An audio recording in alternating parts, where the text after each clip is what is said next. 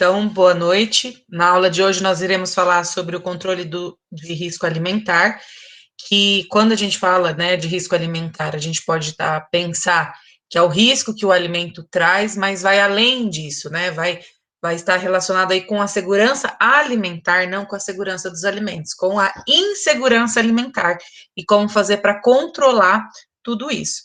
E para começar a nossa aula, nós vamos ver um vídeo que fala um pouquinho sobre insegurança alimentar, sobre um projeto, e eu creio que vai ser bem interessante aí essa primeira parte, tá?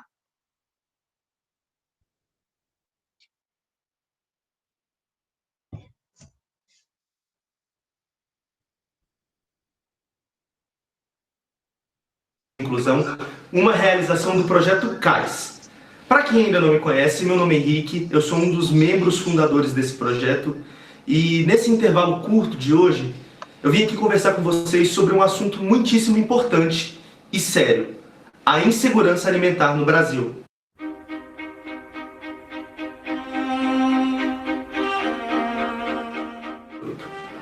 Ou seja, 4 em cada 10 famílias brasileiras não têm acesso regular e permanente a uma quantidade e qualidade suficiente de comida.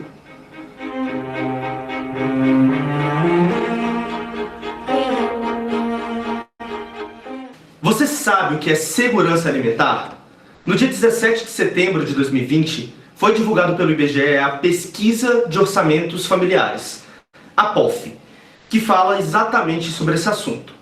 Segundo o André Martins, o gerente da pesquisa, domicílios brasileiros que têm segurança alimentar são domicílios que têm acesso pleno e regular aos alimentos em quantidade suficiente, sem comprometer o acesso de outras necessidades essenciais. Ou seja, são aqueles domicílios que não têm preocupação em relação ao acesso à comida. Já os domicílios que apresentam insegurança alimentar podem ser classificados em 3 níveis: o leve, o moderado e o grave. A insegurança alimentar leve, segundo a pesquisa, é quando o domicílio apresenta preocupação com o acesso aos alimentos no futuro e a qualidade da alimentação já está comprometida. Nesse contexto, os moradores já assumem estratégias para manter uma quantidade mínima de alimentos disponíveis. Trocar um alimento por outro que esteja mais barato, por exemplo. Já a insegurança alimentar moderada é quando os moradores já têm uma quantidade restrita de alimentos. E por fim, a insegurança alimentar grave é quando os habitantes de um lar passam por privação severa no consumo de alimentos, podendo chegar à fome. E o que diz exatamente essa pesquisa? Olha, são muitos dados, então segue o fio para entender tudo. Isso é realmente muito importante. Dos 68,9 milhões de domicílios do país, 36,7% estavam com algum nível de insegurança alimentar, atingindo ao todo 84,9 milhões de pessoas. Já a insegurança alimentar grave esteve presente no lar de 10,3 milhões de pessoas, ao menos em alguns momentos entre 2017 e 2018. Ou seja, 4 em cada 10 famílias brasileiras não têm acesso regular e permanente a uma quantidade e qualidade suficiente de comida. Gente, vocês têm noção do que é isso? Entre as crianças, 5,1% das com menos de 5 anos e 7,3% das pessoas com idade entre 5 e 17 anos viviam em domicílios com insegurança alimentar grave. E vamos mais. Essa pesquisa tinha mesmo que ser divulgada aqui na nossa jornada. Nessa pesquisa foi identificado que mais da metade dos domicílios com insegurança alimentar grave são chefiados por mulheres. Segundo André, o gerente que a gente falou anteriormente, fatores como a condição de acesso ao trabalho acabam gerando menos renda e mais dificuldade no orçamento doméstico, fazendo com que os domicílios fiquem mais propensos à insegurança alimentar. Já quando fazemos um recorte de cor ou raça, nos domicílios em que as pessoas tinham segurança alimentar, 36,9% se declaravam pardas. Mas entre os que possuíam insegurança alimentar grave, por exemplo, 58% se declaravam pardos. Na moderada, esse índice é de 56,6%. E na leve, 50,7%. Já em 15,8% do total de domicílios com insegurança alimentar grave, a pessoa de referência era autodeclarada preta. Nos domicílios com segurança alimentar, esse percentual é de apenas 10%. E Henrique, sempre foi assim? Não mesmo. A pesquisa de orçamentos familiares, a POF, foi realizada a primeira vez em 2004, em seguida em 2009, em 2013 e agora a última em 2017/18. Desde 2004, os índices de insegurança alimentar vinham caindo constantemente. No primeiro ano da pesquisa, 34,9% dos lares apareciam nessa faixa de insegurança alimentar, enquanto que em 2013 essa taxa diminuiu para 22,9%. Mas em 2017/18 o retrocesso atingiu a pior taxa, deixando a segurança alimentar em seu patamar mais baixo, historicamente falando, colocando-se que 36,7% dos lares estivessem na faixa de insegurança alimentar. E agora eu jogo uma reflexão para vocês. Por mais que existam culpados por esses dados, e nós sabemos bem quem são eles, a realidade é que várias famílias não comeram nada hoje. E esse número só cresce. Várias famílias estão sobrevivendo durante essa pandemia apenas com o auxílio emergencial fornecido pelo governo federal, de apenas R$ 600. A partir de agora, essa ajuda será reduzida pela metade, com apenas R$ 300. O Projeto CAIS está disposto a levar alimentos para aqueles que não têm acesso fácil à comida. Eu confesso que, quando eu escrevi o roteiro para esse vídeo, eu só me lembrava e entendia como aqueles agradecimentos de um pai ou de uma mãe que recebe uma simples cesta básica, um mínimo, são de alívio. Simplesmente alívio, porque se não fosse aquela cesta entregue naquele dia, eles ficariam sem comer, para talvez dar o que lhes sobra para os seus filhos. Ou, como diz a pesquisa, talvez nem seus filhos comeriam. Nós costumamos falar que sabemos do minúsculo trabalho que fazemos. Sabemos que doar cestas básicas não é um fator de transformação social. Mas entendemos também e repetimos: a fome tem pressa. É um problema de urgência e mais, é de sobrevivência. Você pode ajudar diversas famílias do Vale do Jequitinhonha, um local com inúmeras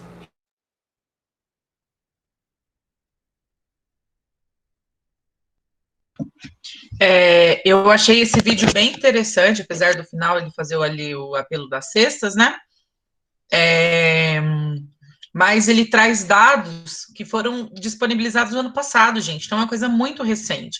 E esses são dados antes da pandemia. Então, vamos pensar e refletir quais são os dados que nós vamos encontrar daqui para frente, daqui 1 ano, 2 anos, por causa dessa pandemia, né? Então, a gente está vivendo um momento, infelizmente, de insegurança alimentar. O Brasil havia saído, né, do mapa da fome, mas agora essa pandemia, com a falta de acesso à alimentação, devido à renda e tudo isso, como que vai ficar? Como que nós estaremos no próximo ano nesse mapa da fome mundial?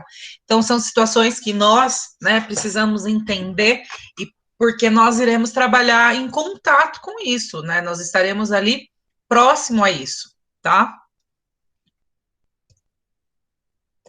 E aí, né, quando a gente fala ali do controle do risco alimentar, eu preciso principalmente definir o que é risco alimentar. Então, risco alimentar está relacionado com o conceito food safety, que a gente ouve falar muito hoje na área de alimentos, tá? Que está relacionado com a segurança dos alimentos, ou, na verdade, com a segurança alimentar, que é voltado, né, para o controle de todas as etapas da cadeia produtiva, desde o campo até a mesa do consumidor, para evitar riscos para a saúde humana. Então, além de, né, a gente buscar informações sobre a fome, sobre como fazer para minimizar esse impacto, eu preciso garantir que o alimento que eu estou produzindo lá no campo vai chegar com qualidade na mesa do meu consumidor, né, na mesa de quem vai comprar, na mesa desse trabalhador, dessa criança. e como que isso pode afetar ou não a alimentação, principalmente hoje falando, né, que as pessoas, muitas têm acesso à comida, mas às vezes não é uma comida de qualidade, né? Quantidade eu tenho, então eu não passo fome, mas eu passo necessidade nutricional. E isso é muito importante quando a gente fala aí desse risco alimentar, tá? E aí, né, a gente precisa fazer algumas definições sobre a segurança alimentar, a insegurança alimentar. Então, segurança alimentar. O que é segurança alimentar? É quando o indivíduo ou a família, né, tem acesso de forma regular e permanente a uma alimentação adequada, saudável, em quantidade suficiente e que não vai comprometer o acesso a outras necessidades básicas. Então, eu como, mas eu também tenho acesso à educação, eu também tenho acesso a um esporte, a um lazer, porque, na verdade, é um conjunto de coisas, né? Então, por isso que hoje em dia a gente bate muito em cima, né, muito forte, das crianças estarem no colégio, estarem no convívio com outras pessoas, né? E buscar outras necessidades essenciais, tá? E aí a gente vai ter outras definições. Então, eu tenho daí a insegurança alimentar leve, né? Que existe que é o quê? É quando existe uma preocupação ou incerteza quanto ao acesso do alimento no futuro. Então, hoje eu tenho, mas eu não sei se amanhã ou mês que vem eu vou ter, tá? Insegurança alimentar moderada é quando existe a redução quantitativa de alimentos, tá, entre os adultos, e ou há a mudança, né, ou a quebra nos padrões de alimentação, que é resultados da falta de alimentos entre os adultos. Então, aqui, a moderada é quando está afetando os adultos, tá? E aí, quando eu falo da alimentação grave, ela já está falando entre as crianças. Por quê? Porque se eu tenho um filho, eu estou passando fome, né? A gente está ali com dificuldade de alimentos. O que vai acontecer normalmente? Eu vou deixar de comer, eu vou comer menos, para que meu filho se alimente, né? Só que se torna muito grave quando essa criança não tem mais essa mesma quantidade de alimentos, tá? Então, existe ali a ruptura ou a quebra daquela alimentação para aquele indivíduo, para aquela criança, tá? E aí, normalmente, essa situação de fome, ela não passa a ser somente de um indivíduo, né? Na verdade, ela acaba sendo uma experiência vivida por todos aqueles familiares, por toda aquela família. Então, é bastante importante a gente fazer essas definições para eu entender como controlar essas características, né? E a gente fala, né, gente, a gente está falando de insegurança alimentar de um país que pode voltar para o mapa da fome, mas de um país que produz muito. O problema do Brasil não é simplesmente nós não temos alimentos. Na verdade, nós não temos acesso ao alimento. Por quê? Porque o alimento é caro, as pessoas não têm como comprar, elas, infelizmente, muitas têm baixa renda, e aí elas não conseguem fazer uma alimentação adequada, uma alimentação balanceada, tá?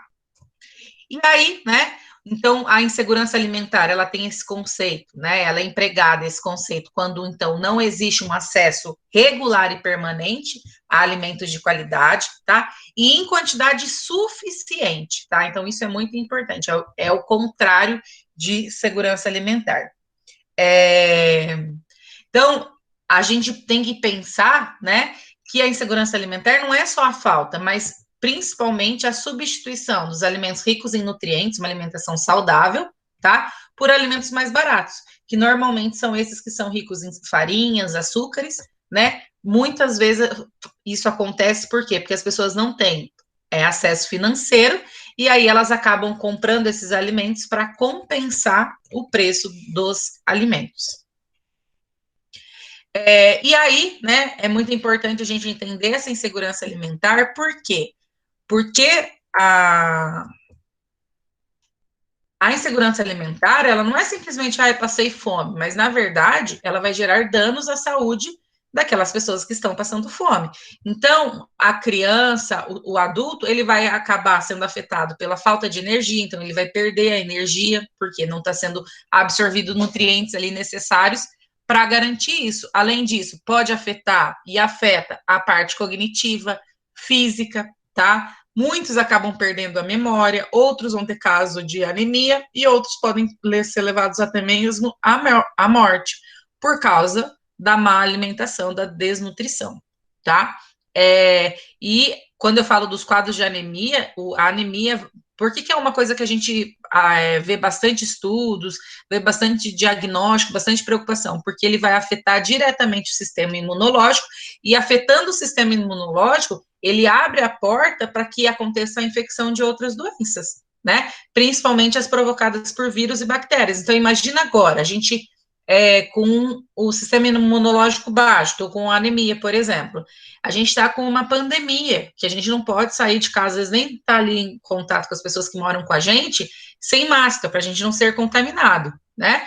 Então, a gente pega aí a Covid, e eu estava com problema de ferro, de absorção de ferro, estava com anemia, pode levar à minha morte, tá? Não é que vai morrer por anemia, mas pode gerar outros quadros, insuficiência renal, parada cardíaca, parada respiratória, e aí levar à morte.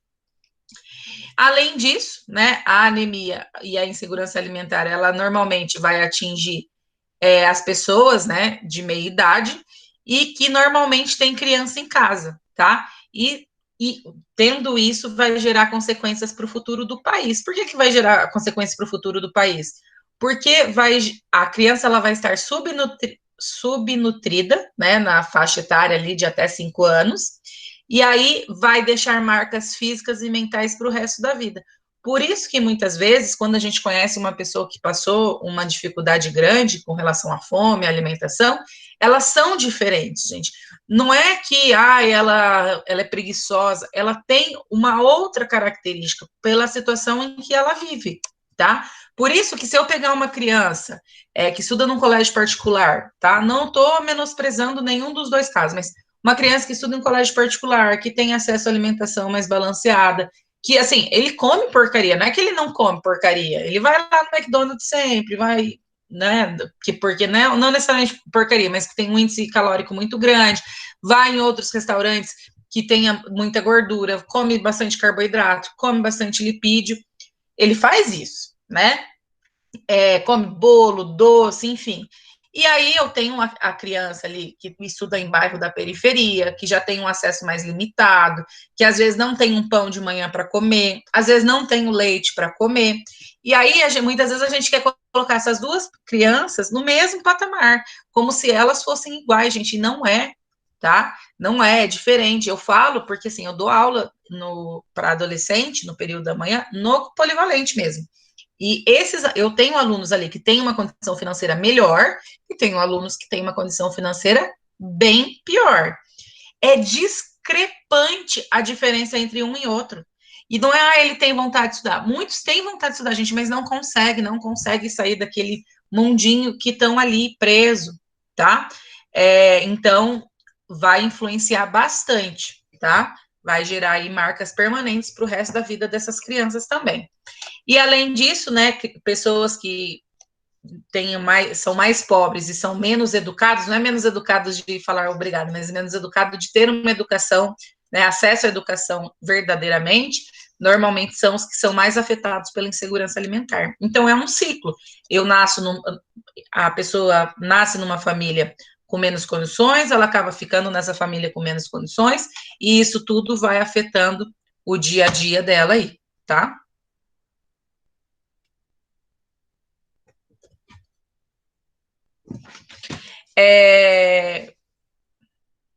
Isso aqui foi o que eu falei ali para trás, né? Então, que a insegurança alimentar vai trazer consequências para o futuro, né? Trazendo marcas permanentes, físicas e mentais nas crianças de hoje, caso elas passem aí por esse processo de subnutrição.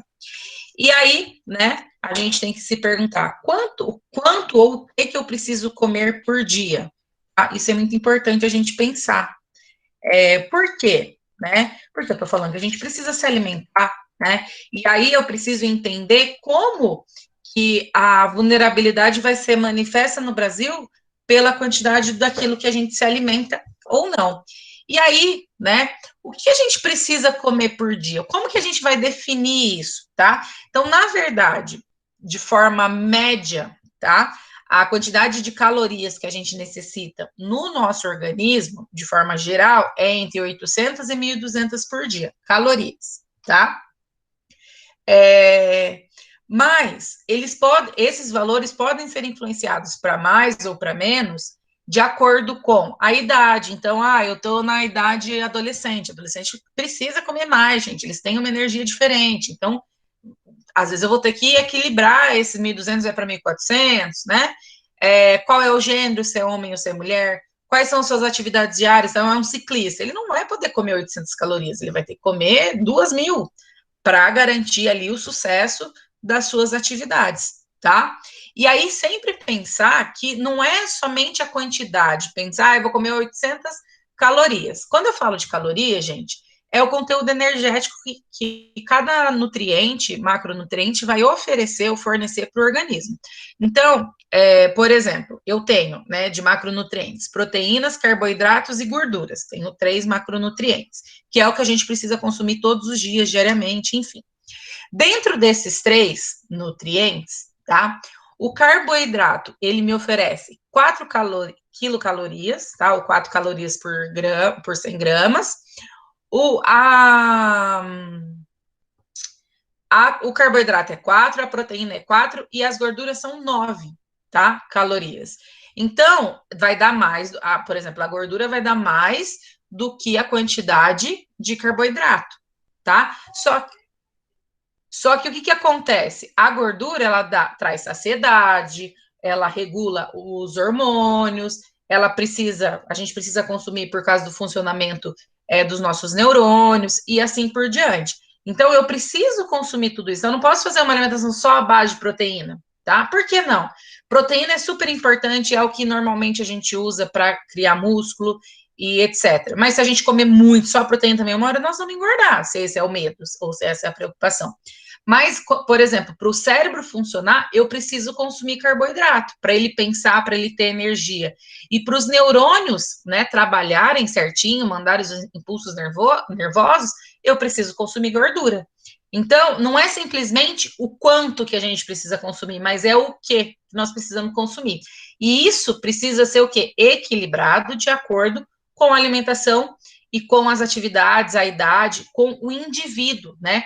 Às vezes, indivíduos que moram na mesma casa precisam de alimentações diferenciadas, tá? E não pode, gente, faltar de jeito nenhum proteínas, carboidratos e gorduras. Nós precisamos consumir isso diariamente, tá? Além disso, né, vem aí em conjunto o consumo de vitaminas e minerais, que estão presentes nos alimentos, nos vegetais. E eles são conhecidos como nutrientes. E por que a gente precisa consumir os micronutrientes?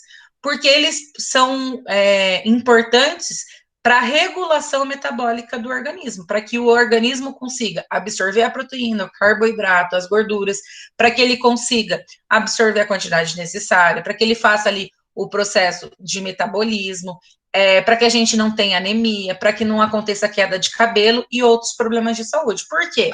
Se a gente não consome vitaminas e minerais, o que acontece? Em vez do organismo, né, usar o que está lá armazenado, ele começa a eliminar aquilo que para ele não é importante para o organismo. Então, por exemplo, uma pessoa que faz bariátrica, ali com 3, 4 meses, ela muitas vezes perde o cabelo, tá? Por quê? Porque teve um aporte muito grande calórico. Ela comia ali 3.000 calorias por dia, hoje ela come 700, 800 calorias por dia. Às vezes nem isso dá, tá? E aí o organismo entende que ela está passando por algum problema, então ele começa a eliminar, eliminar aquilo que para ele não é importante, como a unha, como os pelos, os cabelos, e isso tudo começa a cair, tá? Então, por isso que é importante a gente ter aí o consumo, né, desses minerais e vitaminas. E aí, né, para a gente garantir aí essa insegurança alimentar, diminuir, aumentar a qualidade de vida, né, dos nossos pacientes, dos nossos clientes, né, da alimentação que nós estamos, ou até mesmo da nossa própria alimentação, né, existem várias situações e vários processos que nós precisamos estudar. Então, eu preciso conhecer os carboidratos, as proteínas, os lipídios, qual carboidrato que é bom, qual que é proteína que é. Proteína normalmente não tem proteína ruim, mas qual gordura é boa, qual é a gordura ruim. Então, isso tudo eu preciso fazer para que eu entenda os processos que eu vou passar e que eu preciso processar ao longo da minha carreira como técnica em nutrição, tá? E aí, né, quando a gente pensa o que uma pessoa precisa comer por dia, eu preciso entender que existem políticas públicas, né, que vão definir, né, e garantir o ato de se alimentar, tá? O ato de se alimentar não é simplesmente um momento de prazer, um momento de felicidade, né? Apesar de ser também, mas é uma questão de saúde, é uma questão política, né? É uma questão pública, é uma questão de política pública que o governo, né, de forma geral, os governos federais, nacionais, federais, estaduais e municipais precisam trabalhar, né? Então, a gente até ali vê aquele estudo que foi feito, né, que em 2012, 2013, 2014, a fome começa a erradicar, as pessoas começam a diminuir a insegurança alimentar, e aí depois disso acaba mudando. Isso tudo é por causa do quê? Por causa das políticas públicas que são implementadas pelo governo, tá? Então, por exemplo, agora a gente pode pensar, né, quando a gente fala de política pública, é a política que vai sustentar, né, o público, as pessoas que vivem naquele país, naquele estado, naquele município. Então, por exemplo, nós tivemos agora a pandemia, né, e aí o processo ali da pandemia, né, garantiu para as pessoas um aporte de R$ 1.200, se eu não me engano, tá, para pessoas, para mulheres que eram mães de família, né, que não têm marido, que são elas que chefiavam a casa, e de R$ 600 para quem não fosse, né, não fosse a chefe de família, ou para os homens, tá? Mas esse processo, essa política pública, ela demorou muito. E aí, muitas pessoas começaram a não ter acesso à alimentação. Começou a aumentar a fome. Então, isso tudo são políticas públicas. Vai ter problema lá na frente com relação a financeiro, a dinheiro e tudo isso? Vai, gente, não vai ter como. É muito. Tipo assim, a gente fala assim, mas R$ 1.200 não é muita coisa. Não, não é muita coisa. Não é suficiente uma pessoa viver, ou para uma família viver. Não é isso que eu estou falando. Mas eu digo assim, é muito porque o Estado, o governo federal, precisou fazer de aporte. Então, ele teve que tirar de algum lugar. Então, vai faltar em algum momento. Mas imagina se eu deixo essas crianças, tá, em casa passando fome. O que isso vai gerar lá na frente, tá? Por quê? Porque, na verdade, a segurança alimentar é um direito humano, tá? Contemplado pelo artigo 25 da Declaração Universal dos Direitos Humanos, tá? Que foi instituída e inscrita em 1948, e no Brasil ela foi assegurado, tá? De forma como um direito previsto, né? Um direito social e previsto em 2010 no artigo 6 da Constituição Federal. Então, ela foi incluída só em 2010, tá? Então, é algo de 11 anos. Já havia ali políticas públicas que estavam tentando trabalhar, erradicar a fome, fazer a mudança ali da qualidade da alimentação das pessoas, o acesso à alimentação, né? Então, são políticas públicas que vêm para mudar e garantir, né, o sucesso ali da alimentação para essas pessoas. E aí, dentro disso, a gente tem alguns programas nacionais, tá? E algumas políticas que vão garantir, né, a alimentação para essas pessoas que passam por esse tipo de situação. Então, a gente tem o Programa Nacional de Alimentação Escolar, que é o PNAE, que eu creio que vocês vão ver em alguma disciplina mais específica, mais a fundo, tá? Que é a alimentação para as crianças em idade escolar, para os jovens e adolescentes, tá? Que estão ali na escola, então, eles chegam muitas vezes na escola sem comer, e aí 10 horas, vamos pensar no horário da manhã, né? 10 horas tem um intervalo, essas crianças são alimentadas, por isso que hoje em dia não é mais bolachinha com leite, né? Por mais que algumas merendeiras queiram fazer isso. Mas ela precisa, em termos, ser balanceado. Se manda uma quantidade de alimentos para que essa alimentação seja balanceada, mas, infelizmente, a falta de estudo, né, uma nutricionista, um técnico em nutrição ali presente na cozinha, faz com que esses alimentos não sejam usados de forma adequada. A gente tem, infelizmente, vários problemas ainda com relação a isso. E vocês, como técnicos em nutrição, poderão garantir isso, né? Garantir que a alimentação escolar seja adequada, tá? Além disso, vai ter ali o programa de aquisição de alimentos, o incentivo da agricultura alimentar, por exemplo, isso também é uma política pública bem legal. Por quê? Porque se eu incentivo a agricultura familiar, que é o pessoal que mora lá no campo, tá? Automaticamente essas pessoas não saem do campo e vêm para a cidade, né? Faz esse êxodo rural, e aí eu não tenho, como que eu vou dizer? Desemprego, essas pessoas não vão viver na margem, né, não vão ser marginalizadas, não vão para as favelas, e elas vão ter uma qualidade de vida um pouco melhor. E aí, esse incentivo à agricultura familiar é bem interessante, porque ele trabalha em conjunto com o Programa Nacional de Alimentação Escolar. Então, os alimentos, né, eles são garantidos e comprados através da agricultura familiar. Então, isso é uma forma de fazer, incentivar esses agricultores a ficarem no campo, tá? Então, isso é bem interessante. Então, precisa ali ter vários processos, várias coisinhas, né? Tem que estar ali tudo de acordo com o que o governo propõe, mas é um incentivo para que se permaneça no campo, tá? Além disso, a gente vai ter os guias alimentares, né? Que vão garantir ali o que deve se comer, como que deve se comer, a idade, a quantidade, o que é bom, o que é ruim, né? Principalmente porque a gente tem aí os alimentos processados, os alimentos não processados, os alimentos in natura, né? Usa-se muito o termo ultraprocessados, eu não concordo muito, mas não vou entrar nesse mérito, tá? Vou deixar as nutricionistas falar por si só. E também a gente tem hoje, né, que daí já é uma área mais minha, que é a rotulagem nutricional, que vem, gente, para garantir que o alimento que está sendo vendido seja vendido de forma onde a pessoa que está comprando saiba o que está comprando. No entanto, que a legislação dos rótulos nutricionais, eles mudaram, e a partir de 2022, o ano que vem, outubro de 2022, vai ter que estar lá na frente da embalagem do alimento, vai estar lá se ele é rico em açúcar adicionado, se ele é rico em sódio, se ele é rico em gordura. Então, tem algumas informações, ou se, né, tem que ter a tabela nutricional, vai ter várias mudanças que informam o que você está consumindo. Todo mundo lê? Não. Todo mundo entende? Não. Eu sei que não, né? Mas são situações que a gente precisa, como que eu vou dizer para vocês? Precisa entender que vem para melhorar, gente. Não é o suficiente, mas é o que a gente tem para o momento, e graças a Deus nós temos isso, né?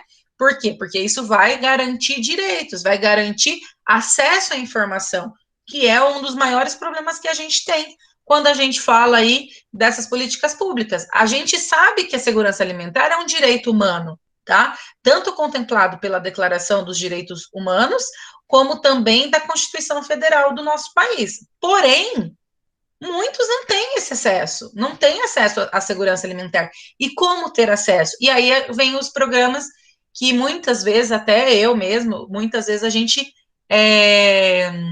excomunga, fala mal, não concorda, como, por exemplo, o Bolsa Família, tá? A gente acha, tem gente que tem carro, que tem casa, que tem isso, que tem aquilo, e tem. Gente, não é tão simples ter Bolsa Família, não. Quem tem é porque realmente está demonstrando ali que não tem acesso, tá? E ainda a criança tem que estar na escola, então tudo isso vai trabalhando em conjunto, tá? Outra situação, a gente tem então o Bolsa Família, a gente tem o leite na escola, que eu não sei se é do município ou se é do estado, acho que é do estado, né? Que também vem auxiliar, gente, o leite é muito importante, por mais que muitas pessoas, né, são veganas, vegetarianas, não concordem com o consumo de leite e tudo mais, ele traz alguns benefícios, e é muito mais fácil a gente ter o acesso ao leite, muitas vezes, do que às verduras e legumes, tá? Então, a gente tem aí o programa, né, do leite, o leite, a gente tem o SUS, tá? O SUS é uma porcaria. Gente, o SUS é muito bom, né? É o ideal? Não é o ideal, gente, mas para o que a gente tem, ele é bom. Vamos pensar, essa pandemia, se não fosse o SUS, o que seria das pessoas? Eu conheço gente que tem dinheiro mesmo, né? ganha ali 5 mil reais. Não, ganha muito mais que isso. Teve Covid e estava num hospital particular de Londrina e pediu para ir para HU. Por quê? O atendimento, a qualidade de atendimento, as informações eram melhores. No entanto, que tem, por exemplo, o HU, eu não sei quantos de vocês têm acesso, por exemplo, a que teve alguém que ficou internado, tudo isso, agora no tempo da pandemia, mas o HU, eles fazem questão que as pessoas vão lá visitar os entes, né? Por quê? São 14 dias que é o prazo ali que tem a contaminação. Depois disso, a pessoa não contamina mais. E aí ela vai para um outro tipo de UTI, tá? Então, tem toda uma mudança, toda uma logística. E isso faz bem. Imagina você doente, você não receber visita de ninguém, você não conversar com ninguém. Ah, mas a pessoa está dopada. Mas, gente, ela escuta, ela abre o olho. E em hospital particular já não conseguia fazer isso, porque é muita movimentação de pessoas, tem outras desculpas, tá? Então, isso tudo são políticas públicas que auxiliam na alimentação, tá? Nesses riscos alimentares, na insegurança alimentar. A gente tem a Anvisa, né? Então, assim, aconteceu um surto alimentar por causa de uma contaminação. É a Anvisa que vai atrás, é o SUS que faz todo o processo, tá? Então, são situações que são atendidas aí pelas políticas públicas. A gente precisa de mais? Precisa. A gente precisa de respostas mais rápidas quando acontece uma situação específica? Precisamos. Mas eu creio que nós estamos no caminho. Quando isso vai mudar? Quando isso vai melhorar? Não sei, né? Mas a gente vai trilhar um caminho que vai nos trazer êxito e vai nos trazer sucesso para os próximos anos, tá? Então, as políticas públicas, elas vêm para melhorar a qualidade da alimentação e o acesso da alimentação das pessoas, tá? As pessoas para ter um acesso melhor. No entanto, que a gente falando bastante de pandemia porque é uma coisa muito próxima do que a gente viveu e a gente consegue daí ver, né? O que aconteceu? Vinha o dinheiro para o Estado, para o município fazer compra de cesta básica. Com cesta básica não, desculpa, de alimento, né, nessa época da pandemia, que seria a merenda. E aí, o que acontece? Não tem aula, os alunos estão em casa, só que tem alunos passando fome. O que faz? Pega esse dinheiro e transforma em cesta básica, tá? Não só cesta básica, como também eles receberam carne, eles receberam legumes, eles receberam vegetais. Então, tudo isso eles tiveram acesso. Foi o suficiente? Foi o que dava, né? Porque a gente tem que pensar que tem muitos alunos que não têm acesso, né? E aí, o que a gente dá para um aluno, muitas vezes vai ser consumido por 5, 6, 7, 8 pessoas da família, tá? Então, isso tudo aí são políticas públicas que vão sendo implementadas ao longo aí dos anos, com as mudanças de governo, né? Sempre vai depender muito do governo, tá? Até o moço no vídeo fala, a gente sabe de quem é a culpa é do governo, gente, é da política, né? Não é um partido A, um partido B, mas é o que eles enxergam para o momento, né? Igual nós temos prioridades na nossa vida. E, infelizmente, a prioridade da nossa vida deveria ser fazer com que essas pessoas tivessem acesso à alimentação saudável, mas muitos não têm esse mesmo pensamento, tá? Porque às vezes eles vivem numa bolha. Mas não são partidos, não são nomes específicos, são grupos de pessoas que precisam trabalhar e nós precisamos mostrar, né, que a gente entende, que a gente conhece, que é importante. A gente precisa lutar pelo direito dos outros também. E às vezes fazer a nossa parte, né, gente? Às vezes não tá faltando para mim, eu posso ajudar um vizinho, posso ajudar um amigo, tá? E aí a gente vai ver um segundo vídeo, tá? É um vídeo também bem interessante, bem animadinho, que fala também aí sobre a segurança alimentar e nutricional, que é o que a gente vai falar bastante na aula de hoje, tá? Espera só abrir aqui que eu já libero.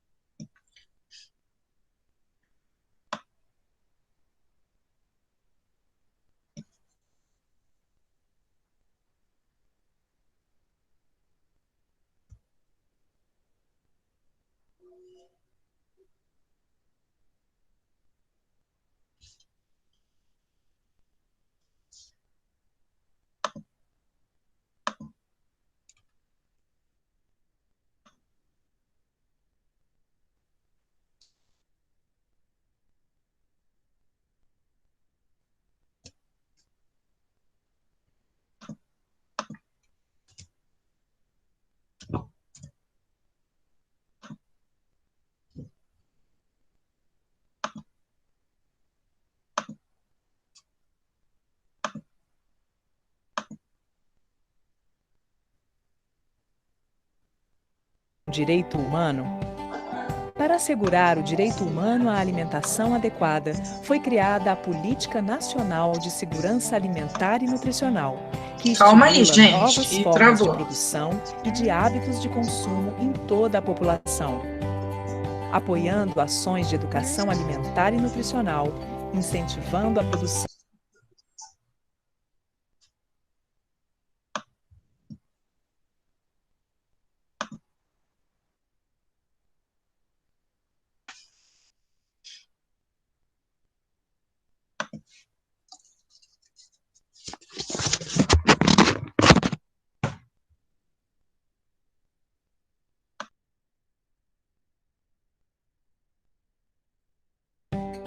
Você sabia que a alimentação é um direito humano?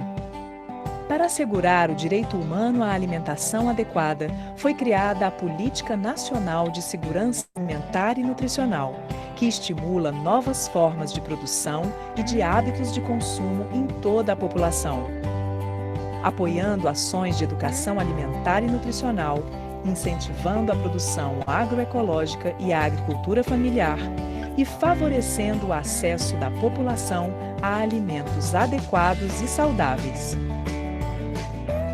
Esses esforços contribuem com a consolidação de sistemas agroalimentares saudáveis e sustentáveis no Brasil.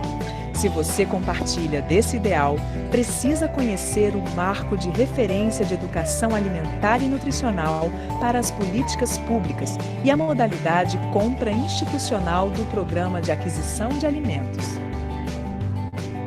O marco reposicionou a educação alimentar e nutricional na agenda pública para além de seu impacto nas áreas da saúde e da educação. Além disso, aprofundou a reflexão sobre as escolhas alimentares e as formas de produção e consumo de alimentos em cada território e cultura, deixando claro que alimentar-se é um ato político.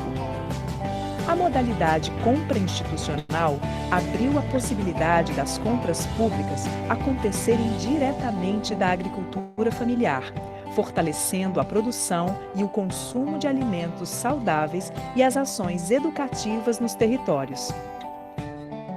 Para você que é um profissional ou gestor que atua com segurança alimentar e nutricional e compras institucionais e quer pôr em prática essas duas estratégias, foram elaborados os cadernos Princípios e Práticas para a Educação Alimentar e Nutricional e Compras Institucionais para a Promoção da Alimentação Adequada e Saudável. Esse caderno baseia-se no marco e ajuda a qualificar as práticas educativas nos estados e municípios a partir de reflexões sobre o papel dos gestores, profissionais, agricultores familiares e consumidores nos territórios. Contém elementos que ajudarão a planejar e a executar ações intersetoriais para a promoção da alimentação saudável e adequada. Já esse caderno sensibiliza para a importância da modalidade compra institucional. Nele, você pode encontrar elementos para pensar e dialogar sobre o papel da agricultura familiar no fortalecimento de novas práticas de produção e de consumo de alimentos sustentáveis. E também as principais leis e decretos que orientam o uso estratégico das compras institucionais por gestores e outros profissionais. Esses dois cadernos são frutos de processos participativos, com eventos nacionais e regionais que envolveram mais de 1.500 profissionais e gestores de vários contextos de todo o país. Eles nasceram da parceria entre o Ministério do Desenvolvimento Social, Universidade Federal de Ouro Preto e o sistema CFN-CRN, composto pelo Conselho Federal e pelos Conselhos Regionais de Nutricionistas. Os cadernos serão distribuídos para profissionais e gestores das Secretarias Municipais de Assistência Social, Saúde, Educação e Desenvolvimento Agrário. E você pode acessar as versões digitais no site do MDS e no site do CFN. Boa leitura! E lembre-se, precisamos do seu apoio na divulgação para que este conhecimento seja multiplicado e chegue às mãos de todos os interessados.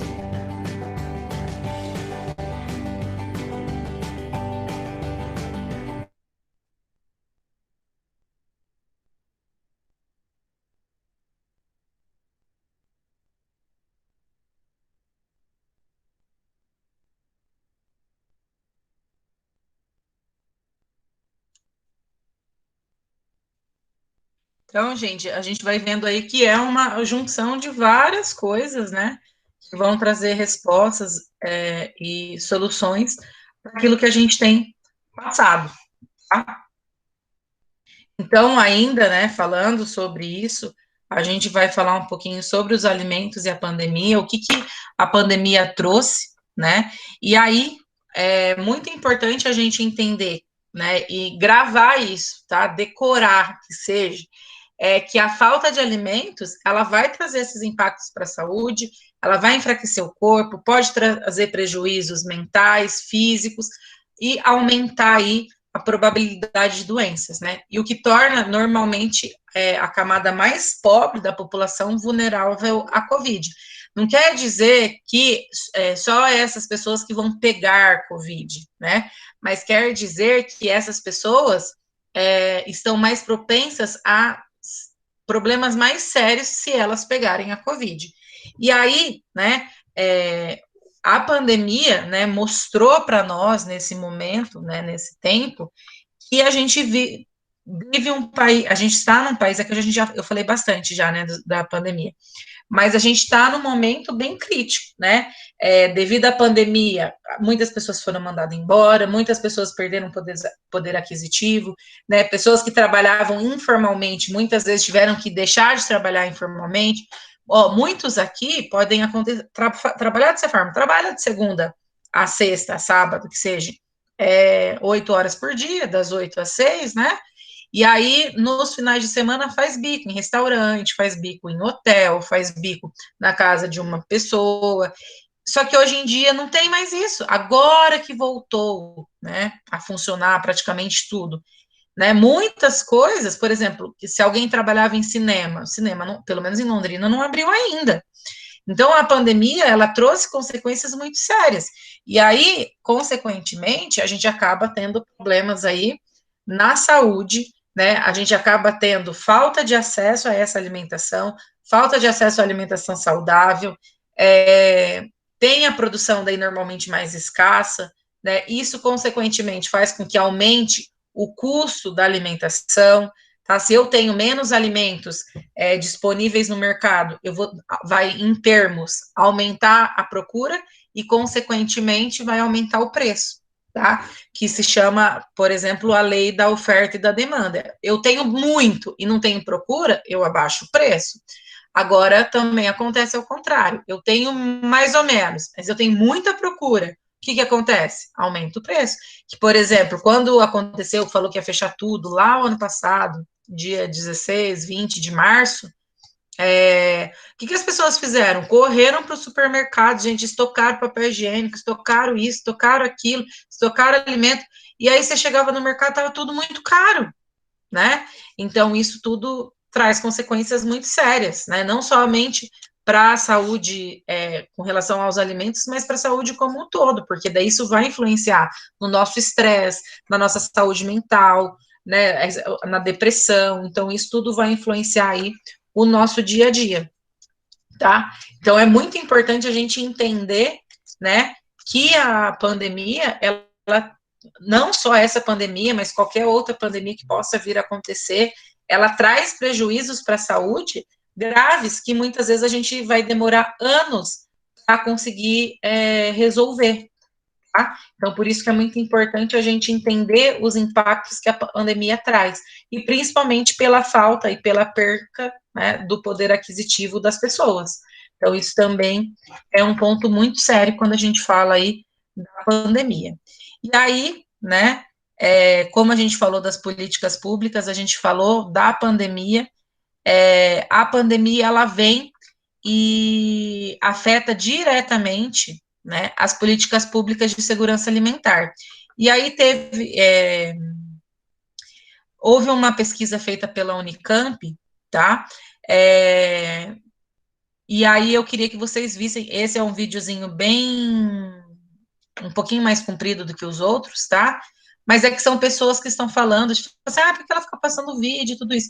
Porque são informações diferenciadas de outras pessoas, tá? Que vão falar aí sobre a pandemia. Aqui é uma professora da Unicamp, mais a moça que está apresentando, elas trazem pontos bem importantes, bem interessantes com relação ao que aconteceu devido à pandemia e o que pode acontecer aí com relação às políticas públicas de segurança alimentar, tá?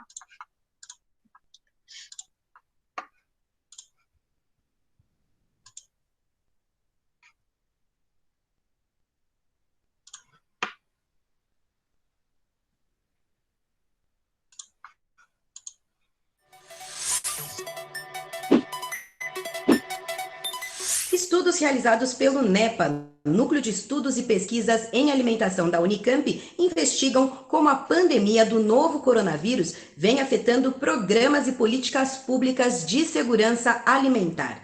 Um desses estudos, realizado em cooperação com pesquisadores da USP e de outros países da América Latina, mostra como a Covid-19 prejudicou o acesso de crianças e adolescentes à alimentação de qualidade. O grupo analisou os impactos da pandemia nos programas nacionais de alimentação escolar do Brasil e outros 9 países da região. A pesquisa mostra que a qualidade nutricional da alimentação oferecida foi bastante prejudicada. Segundo a pesquisadora do NEPA, Ana Clara Duran, em todos os países que fizeram parte do estudo, isso é resultado de problemas na aquisição e na logística de distribuição dos alimentos aos estudantes. O Brasil é um dos que conseguiu escrever rapidamente algumas resoluções, o FNDE, como estava falando, né, escreveu algumas resoluções aí para permitir diferentes formas de distribuição de dinheiro, de garantir que as compras continuassem sendo feitas da agricultura familiar.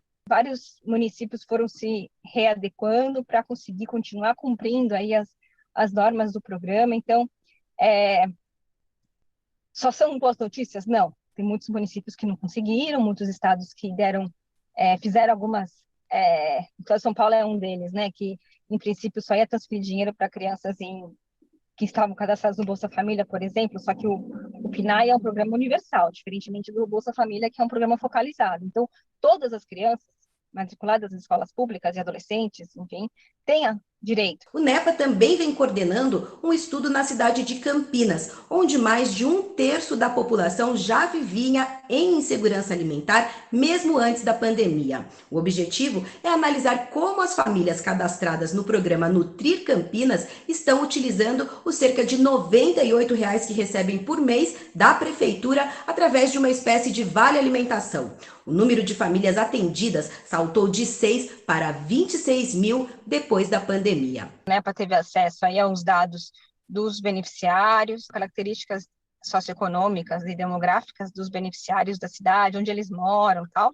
E também a gente teve acesso aos locais de compra. Então, a gente conseguiu ver que as compras são concentradas em alguns estabelecimentos, né? Então, um grande volume que fica concentrado em alguns, e o que houve algumas mudanças, então isso que a gente está estudando no momento, né? Então, algumas semanas atrás a gente recebeu os novos dados aí desse momento aí durante a pandemia, né? Então, de março de 2020 para cá, agora a gente está estudando se houve mudanças nos comportamentos de compra dos beneficiários durante a pandemia. As pesquisas realizadas na Unicamp ajudam a entender um cenário desolador, escancarado esta semana pela Rede Brasileira de Pesquisa em Soberania e Segurança Alimentar e Nutricional, a PENSAN. A pesquisa, que utiliza como referência a EBIA, Escala Brasileira de Insegurança Alimentar, mostra que mais de 55% dos lares, ou 116 milhões de brasileiros, vivenciaram algum grau de insegurança alimentar nos 3 últimos meses de 2020.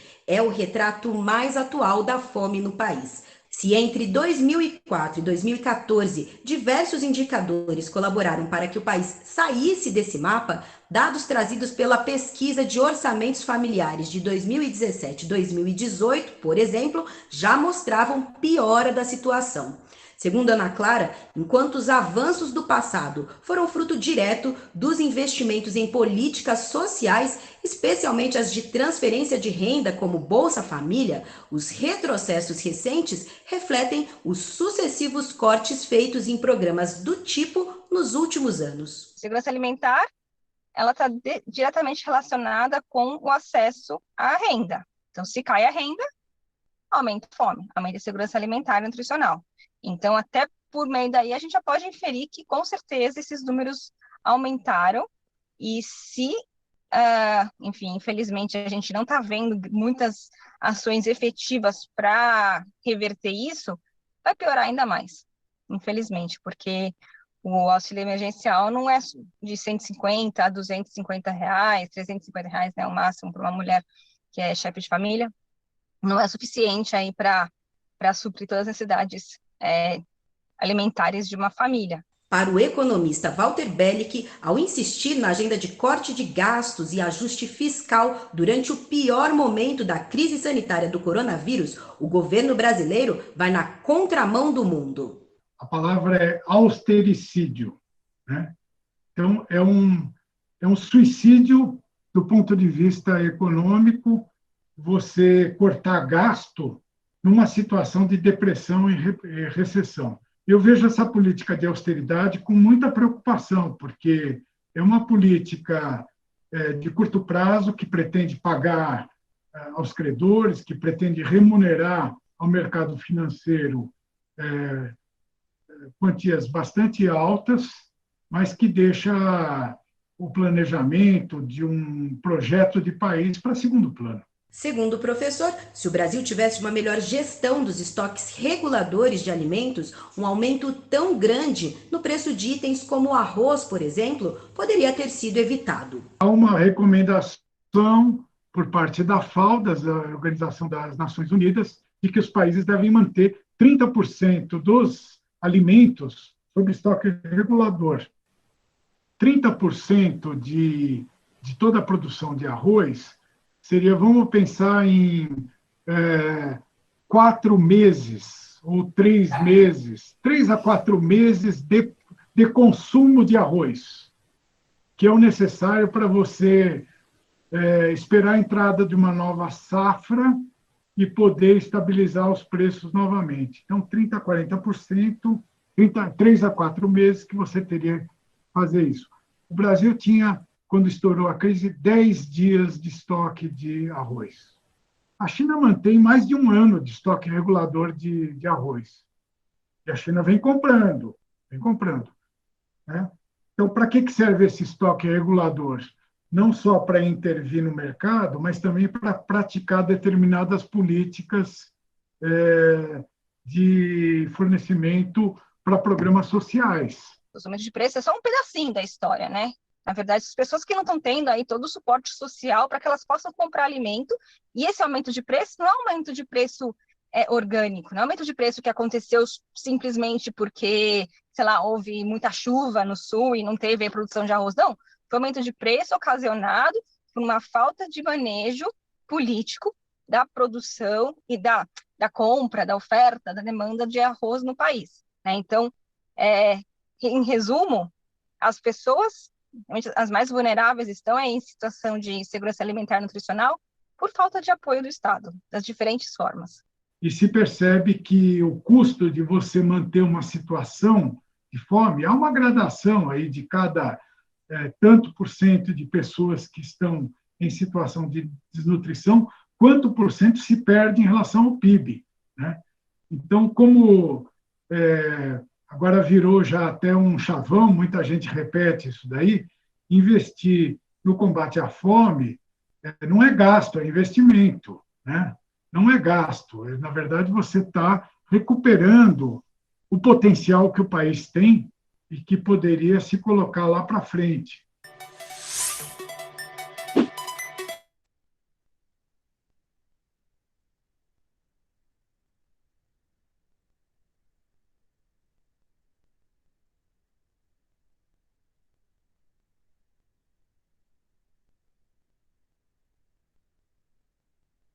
Sem som, professora.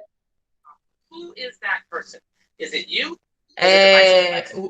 o que eu estava falando, né? Que a gente vê que existem estudos diários todo o tempo todo, para tentar entender como que está acontecendo essa insegurança alimentar, como que as pessoas estão tendo ou não acesso ao alimento, como que isso vai influenciar no futuro, né?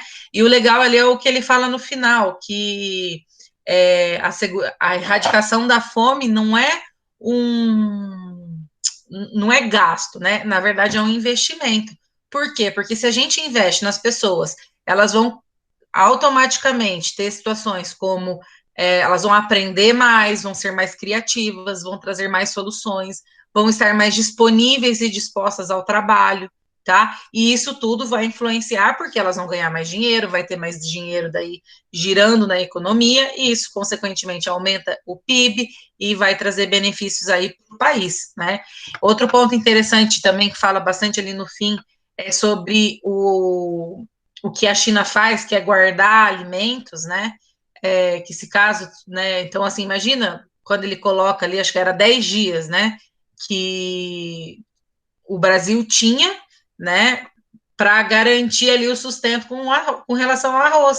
Por quê? Porque o que o Brasil produz, ele manda embora, ele exporta, né? E os outros países vão comprando. E aí acontece um problema desse, a gente precisa produzir muito, tem muita procura e o preço vai lá em cima. Então, isso é muito interessante quando a gente fala aí da segurança alimentar, porque a segurança alimentar não está relacionada simplesmente com o sentir fome, mas com tudo que envolve esse processo, com toda a parte de produção, com toda a parte de logística, com toda a parte de custo, de impostos, que isso vai influenciar, né, na vida do ser humano. Então, isso é bem interessante quando a gente fala aí da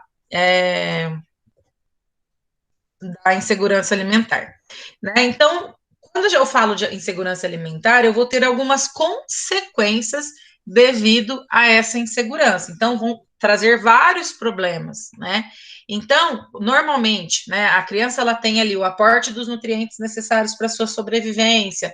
O que vai acontecer, ou o adulto, o que isso pode trazer como consequência? Então, normalmente, essa criança vai mal na escola, ela não vai ser facilmente alfabetizada, tá? Não quer dizer que todas as crianças que não conseguem ser alfabetizadas com facilidade têm problema de insegurança alimentar, mas isso é um dos problemas que pode gerar, tá?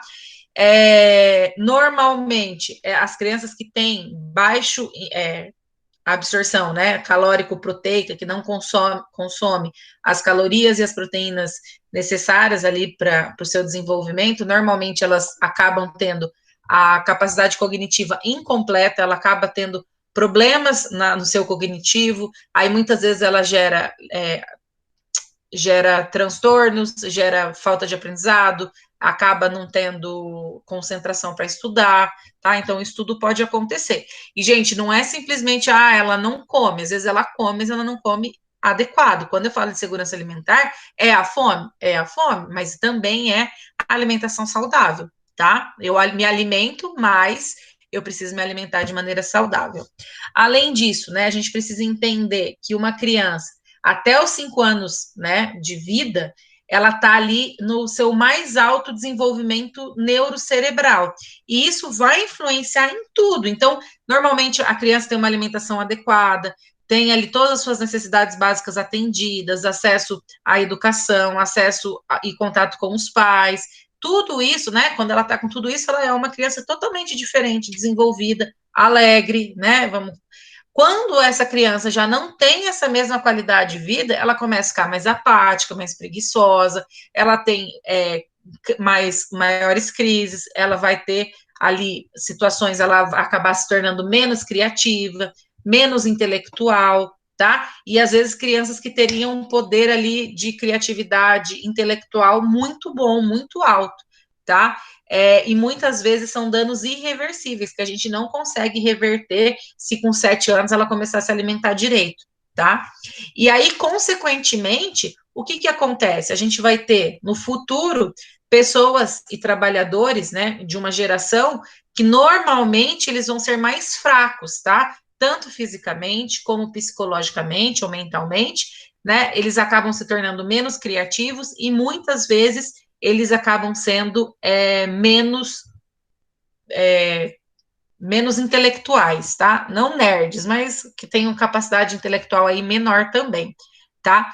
Já quando eu falo do adulto, né, lógico, o maior problema é das crianças, tá, gente?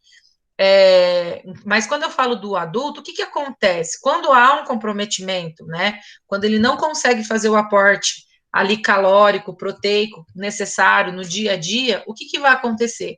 Normalmente ele vai ter perda ou comprometimento da massa muscular, isso pode gerar, a pessoa acaba definhando, acaba fazendo com que tenha uma fraqueza na musculatura, né? Pode ter uma falta de energia, pode ter um déficit cerebral, só que no caso dos adultos é transitório. Então, naquele momento eu não estou comendo adequado, ok. Eu volto a fazer uma alimentação correta, volto a fazer a dieta, a nutrição de forma certa, eu posso reverter esses problemas, tá? Quando isso aconteceu na vida adulta, quando acontece na criança é praticamente irreversível, tá? Então, por isso que é muito importante a gente cuidar muito aí da alimentação das crianças e por isso todo esse controle, todos esses programas de assistência às crianças e não aos adultos, tá? Além disso, né, a gente tem ali a pessoa que não come bem, né, que não come de forma adequada, normalmente ela tem ali ela acaba sendo mais sonolenta, ela não tem energia para desenvolver as suas atividades, né? Inclusive trabalhar. Então, às vezes a gente fala assim, nossa, que pessoa preguiçosa, ela não sai daquela vida porque ela não quer. Gente, às vezes é simplesmente porque ela não se alimenta de forma correta. Que é uma situação, eu vou dar um exemplo que muitos podem não concordar, mas daí é cada um com a sua cabeça, mas é real, existe estudo sobre isso, é o morador de rua. Para muitos de nós, a gente julga e fala assim, ele está lá naquela vida porque ele quer, ele faz isso por causa disso, ele quer isso. Mas, na verdade, muitos deles não conseguem sair daquela situação, por quê? Porque eles não se alimentam, ou não se alimentaram direito, às vezes por causa do uso da bebida, da droga e tudo isso, e por estar em situação de rua, não ter acesso a uma alimentação adequada, ele não consegue sair daquela situação. E por isso que muitos, tá? Acabam definhando até mentalmente. Gente, eu não conheço ninguém que morou na rua, depois voltou assim. Não, até conheço, mas eu conheço casos de pessoas que falam, gente, ele era diferente quando ele saiu de casa. Ele tinha um outro pensamento, ele pensava, agia de uma outra forma, ele era mais esperto. Mas isso tudo pode acontecer por causa da insegurança alimentar, tá? A insegurança alimentar, então, a gente tem a fome, que é uma situação, mas eu também tenho a alimentação incorreta, que é a qualidade dos alimentos. Isso pode trazer problemas como diabetes, doenças coronárias, obesidade, depressão. Então a pessoa come, mas ela não come de forma adequada. Em vez dela comer uma carne, uma salada, ela vai lá e come um hambúrguer e um refrigerante. Tá? Não estou falando que não pode, mas é importante eu ter muito cuidado com isso, ser sempre muito cauteloso, tá? Então, isso tudo vai gerar, né, são consequências da insegurança alimentar. E aí, né, eu acho que é para finalizar a aula, deixa eu ver. Não, quase finalizando a aula, tá? É o último vídeo, aí a gente faz mais alguns comentários e a gente finaliza. É um vídeo bem mais curto, tá? Que é sobre se é possível zerar a fome, né? Então é algo bem interessante da gente escutar. Preste bem atenção porque ela é de outra nação e ela fala um pouco enrolado português, tá? Ela fala um português um pouquinho mais enrolado. E aí tem o repórter, ele faz algumas perguntas também que pode atrapalhar aí o entendimento de vocês, tá? Mas preste bastante atenção que vocês vão conseguir entender facilmente.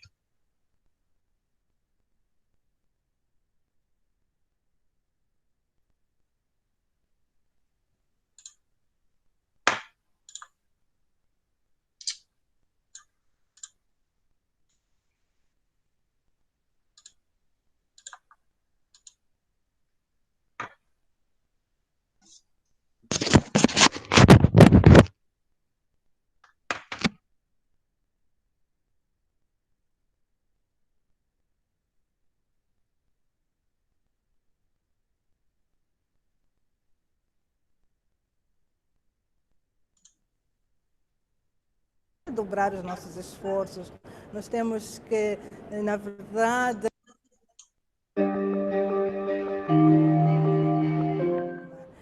fome zero é possível em 2030, mas para isso nós temos que redobrar os nossos esforços, nós temos que, na verdade, reafirmar os nossos compromissos, aqueles que foram tomados em 2015, e com as ações práticas e com exemplos concretos, com mais enfoque na comunidade, nós podemos, de fato, atingir a fome zero. Temos um relatório que mostra que a fome está a aumentar no mundo. Isto é alarmante, as razões são várias, temos o problema das mudanças climáticas, temos o problema dos conflitos, temos o problema do desaceleramento econômico, a própria pobreza, e isso tem impacto na fome. Mas é possível porque, de fato, alguns destes fatores são fatores que podem ser resolvidos quando falamos dos conflitos. E o que é que falta para que consigamos resolver melhor? Fala do conflito, fala de alterações climáticas, o que é que pode ser feito, sobretudo da parte dos governos e das instituições internacionais para melhor combater a fome? Por exemplo, falando como funcionária da FAO, eu poderia dizer que, olha, uma das questões que nós temos falado é que, de fato, a agricultura pode ser também a solução. Nós sabemos o quanto a agricultura contribui para a emissão, portanto, de gases carbônicos, mas a agricultura também praticada de uma forma responsável, olhando, portanto, para aquilo que são as técnicas apropriadas, utilizando métodos, hoje temos as tecnologias, trazendo as tecnologias apropriadas, usando técnicas mais modernizadas. Mas nós podemos tornar a agricultura sustentável. E depois tem que haver, de fato, um grande compromisso a nível político, a nível dos governos, no sentido de haver entendimento para que se resolvam os vários conflitos, porque nós verificamos que onde há conflito exacerbado com a questão das mudanças climáticas, a fome aumenta. E, portanto, tudo isso tem que ser conjugado em parcerias. E é por isso, na verdade, que um dos objetivos de desenvolvimento sustentável portanto, a questão da parceria. Governo, sociedade civil, as instituições, nós temos que trabalhar em conjunto, nós temos que trazer todas as sinergias para que comunguem na erradicação da fome e, na verdade, na solução dos grandes desafios que o mundo ainda enfrenta.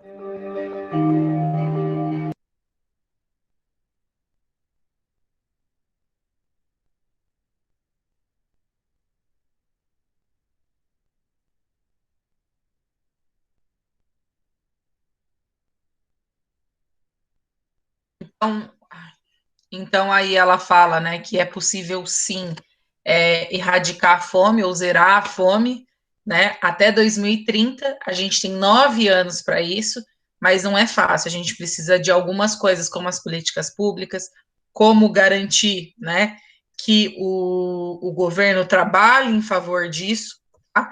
Mas além disso, né, eu diminuir a fome, eu posso seguir alguns caminhos, como não desperdiçar comida, produzir mais com menos, né? Diminuir aí, às vezes gastar mais do que a gente pode produzir. A gente joga muita comida fora, muita gente, né?